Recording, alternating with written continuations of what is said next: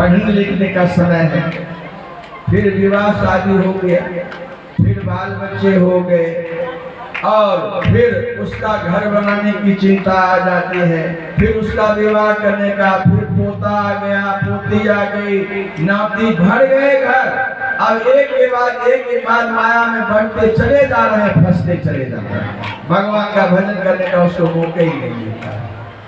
कभी रामायण पढ़ने का, गीता पढ़ने का या आध्यात्म गुरु के पास जाने का वो अवसर ही नहीं दे पाता। इसी झंझावातों में उलझा पड़ा रह जाता है, जीवन यूं ही डगमग करता हुआ चला रहता है। तब इससे कैसे उबरोगे? इससे उबरने के लिए एक ही बात है कि मन में ठान लो कि हमें भगवान का भी भजन करना है, वही अपना है। मनु महाराज की यही दशा थी। जीवन गुजर गया तो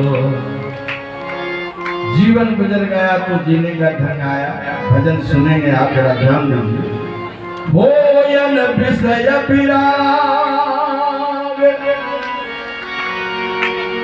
अरे मनु महाराज सोच रहे हैं कि इस विषय से मुक्ति नहीं मिल रही है, उबडुब कर रहे हैं नाती में, पोते में, बेटा में, बेटी में, घर में, संसार में, राजनीति में, तरह तरह की चिंताएं समाई हुई है।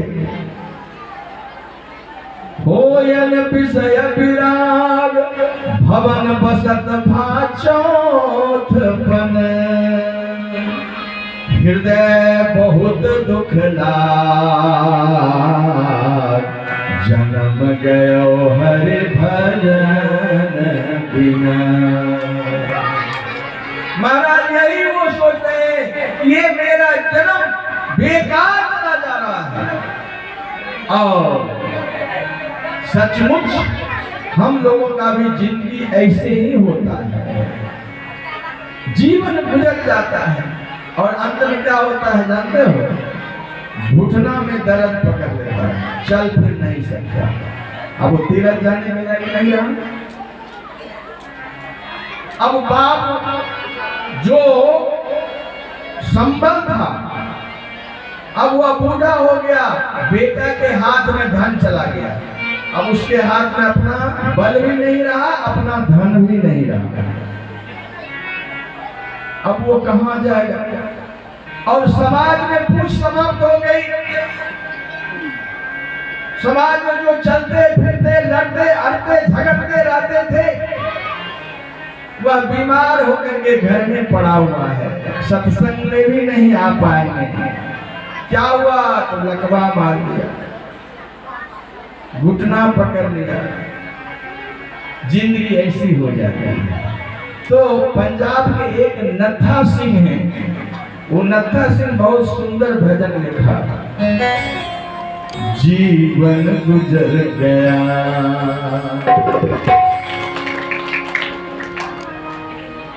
नत्था सिंह ने बहुत सुंदर रचना की है, इस पर ध्यान दीजिएगा।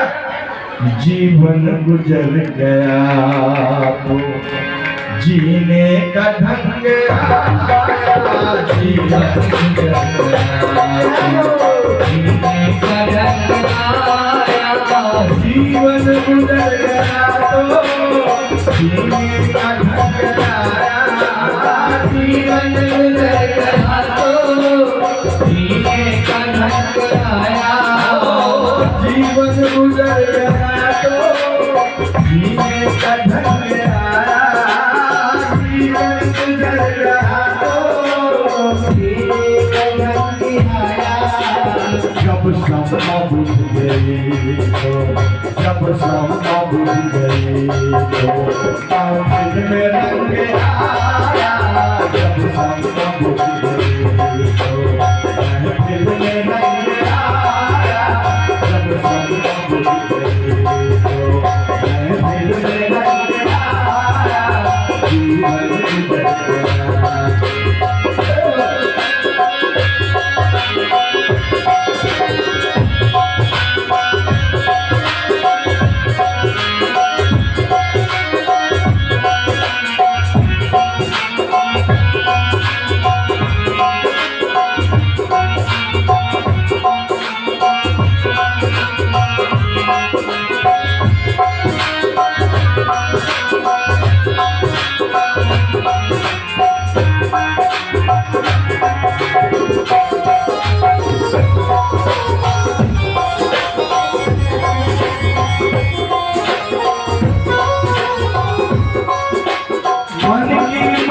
नरी ने तब ठीक चलना सीखा, मन की मशीनरी ने तब ठीक चलना सीखा।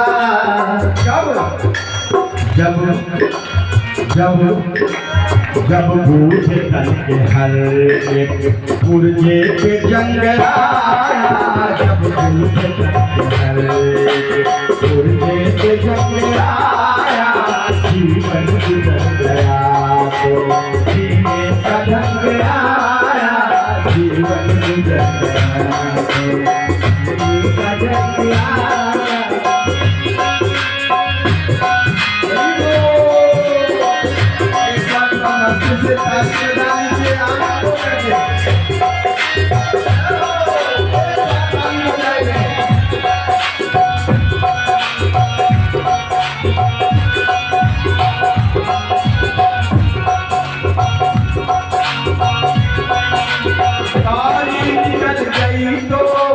घर से चला मुसाफिर, गाड़ी निकल गई तो घर से चला मुसाफिर।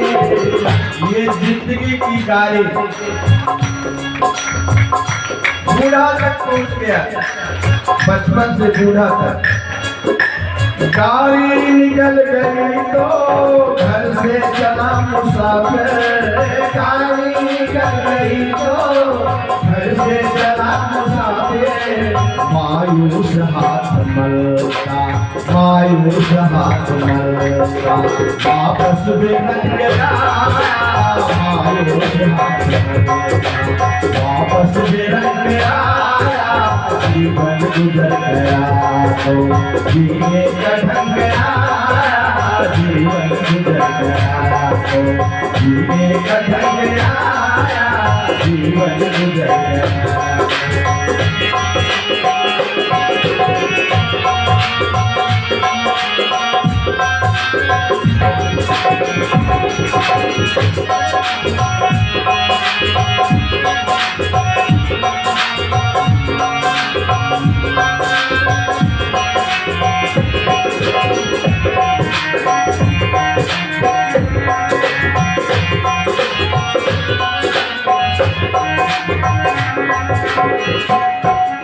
फुर्सत के वक्त में ना सुमिरन के वक्त आया, फुर्सत के वक्त में ना सुमिरन के वक्त आया।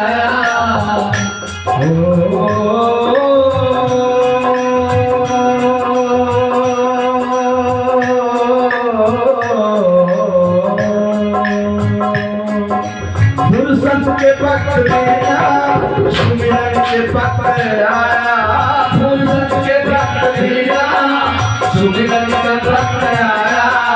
उस वक्त मांगा, उस वक्त मांगा, जब वक्त तंग आया, उस वक्त मांगा, जिस वक्त तंग आया, जीवन गुजर गया तो जीने का ढंग आया, जीवन गुजर गया तो जीने का ढंग आया, जीवन गुजर गया। और जरा देखो,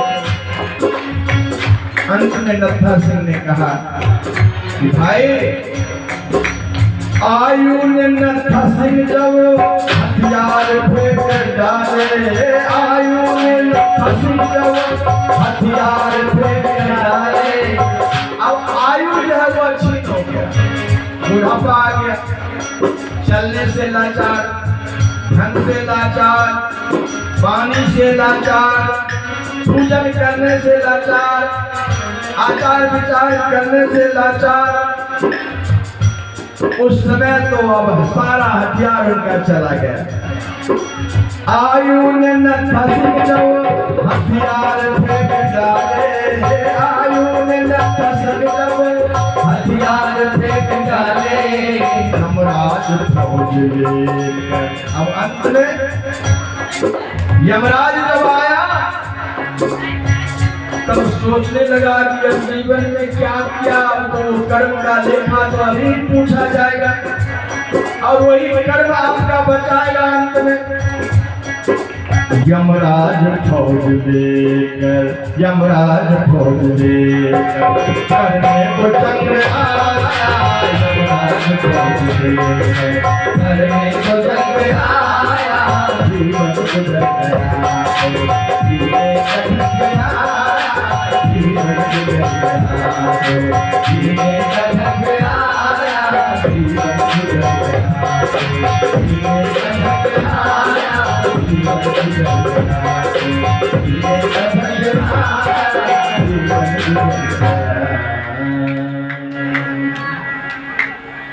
यही हाल मनु महाराज ने सोचा कि अरे सारा जीवन बीत गया, मैं कब भजन करूंगा, मेरा बेटा पोता दामाद सब भगवान से मिल गया और मैं यही गई। तब उन्होंने क्या किया, तुरंत अपने पत्नी को साथ लिया। हृदय बहुत दुख लाग, जन्म गयो हरि भगत बिनो। अपने बेटे को बुलाया, बरबस राज सुतई तब दिन्ना, नारी समेत गवन बन किन्ना। अपने बेटे को बुलाया और अपने बेटे को ताज पहना दिया और पत्नी को लेकर के सीधे जंगल को चले गए। तीरथ बर नैमिष पेक्षा था, नैमिषारण्य चले गए। दोनों पति पत्नी जाकर के भगवान का भजन करने लगे। क्या भजन करते हैं, 12 अक्षर मंत्र धुनी जपई सहित अनुराग। ओम नमो भगवते वासुदेवाय, ओम नमो भगवते वासुदेवाय, ओम नमो भगवते वासुदेवाय, ओम नमो भगवते वासुदेवाय, ओम नमो भगवते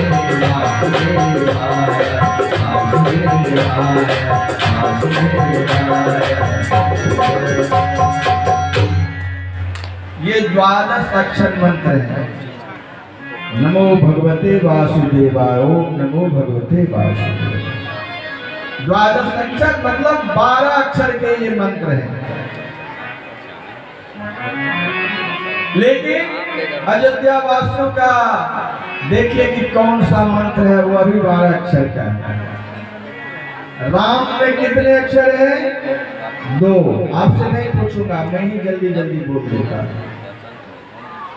राम में कितने अक्षर हैं? 2। और भरत में कितने अक्षर हैं? 3 और 2। बहुत सुंदर, सब पढ़े लिखे हैं। लक्ष्मण में कितने अक्षर? अब गलती पकड़ा।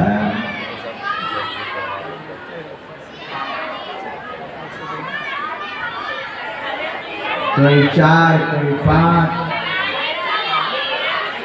3.5। और शत्रुघ्न में कितने अक्षर? अरे राम लक्ष्मण भरत शत्रुघ्न चारों भाई हैं और सबसे कम अंग वाले भगवान राम हैं। सरल सब कोई ले सकता है राम राम।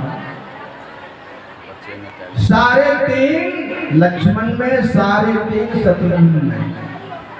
तो 3.5 और 3.5 मिला के कितना हो गया? 7 और 5 मिला के कितना हो गया? 12। यही 12 मंत्र है। ओम नमो भगवते वासुदेवाय,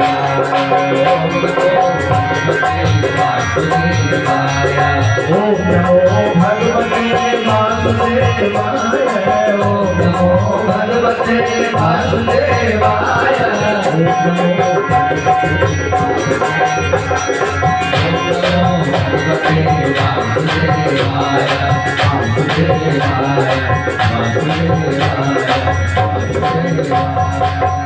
इसी मंत्र को जाप करने लगे।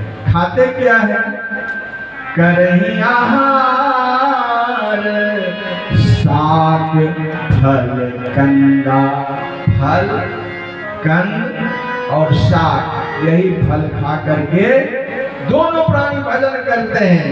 सुमिरहि ब्रह्म सच्चिदानंद, सच्चिदानंद को सुमिरन कर रहे हैं, याद कर रहे हैं। और मन में बड़ी अभिलाषा है, उदय अभिलाष निरंतर होई। क्या अभिलाषा है? देखिए नयन परम प्रभु सोई। हम भगवान को देखेंगे। यही अभिलाषा है दोनों पति पत्नी का। अब तक तो हम संसार को देख रहे थे, लेकिन अब भगवान को देखेंगे। और कैसा भगवान? भगवान कैसा होता है? अगुण अखंड अनंत अनादि। जो अगुण है, जो अखंड है, जो अनंत है, जो अनादि है। अगुण अखंड अनंत अनादि, यही चिंतहि परमार्थ बादे। जो बड़े बड़े अमलात्मा बिमलात्मा जिनका भजन करते हैं, तप करते हैं, और वही प्रभु हमको भी दर्शन हुआ। ये मन में अभिलाषा।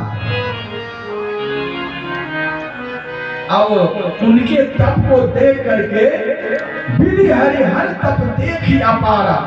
ब्रह्मा जी, भगवान विष्णु और शंकर भगवान, विधि हरि हर तीनों एक साथ पहुंचे। इतने बड़े तपस्वी दोनों पति पत्नी, और तीनों गए और कहे मनु महाराज मांगो वर। अरे तुम्हारी तपस्या पूरी हुई, मांगो वर, मांगो वर। लेकिन एक बार भी आंख नहीं खुली, जाप में लगे हुए। एक बार नहीं, कई बार गए। मनु समीप आए बहुबारा। ब्रह्मा विष्णु महेश तीनों जा रहे हैं, लेकिन उनकी आंख नहीं खुल रही है। बारे भगत क्या चाहते हो? अब जरा ध्यान देखो वो क्या चाहते हैं। अस्थि शरीर जो उनका हड्डी जो था वह सब दिखाई देने लग गया। कठोर तप किया, कठोर तप किया। तो आकाशवाणी होती है, मांग मांग वर भई नव बानी, परम गंभीर कृपामृत सानी।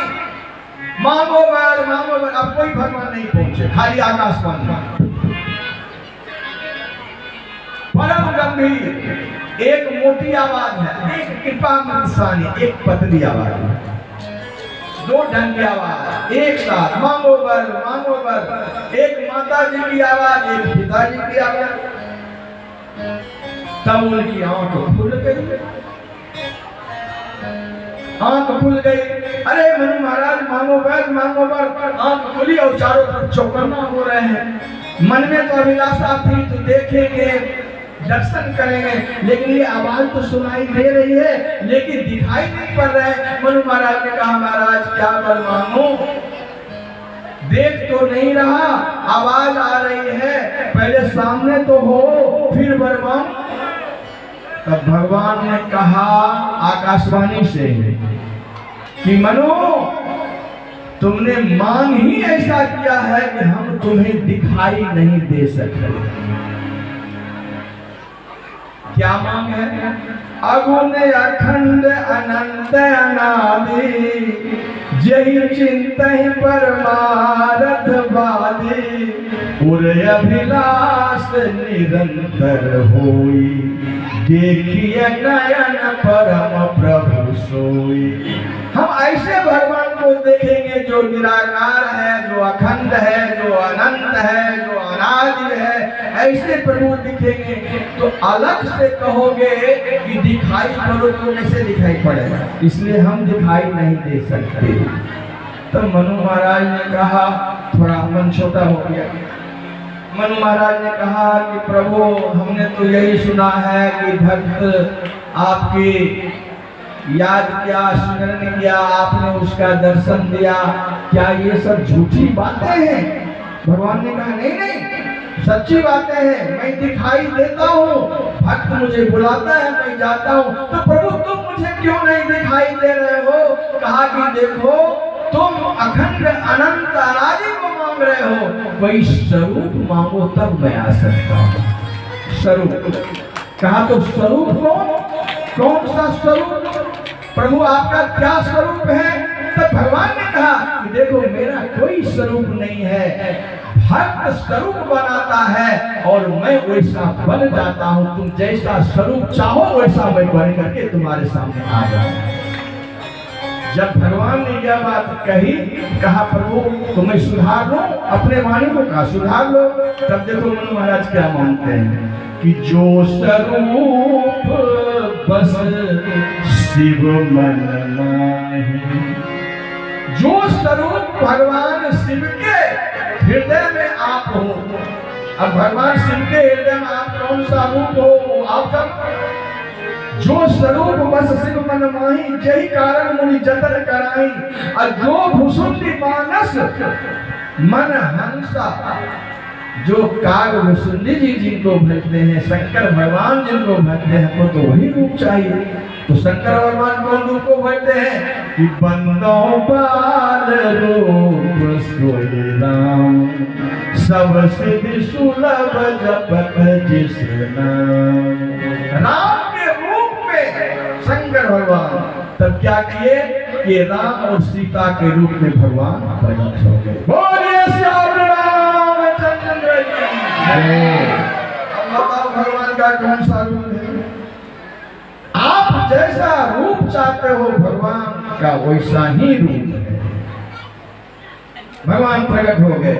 वाम भाग शोभित मूला, आदि शक्ति छवि निधि जग मूला, जासुवांस उपजहि गुण खानी, अगणित लक्ष्य उमा ब्रह्मा।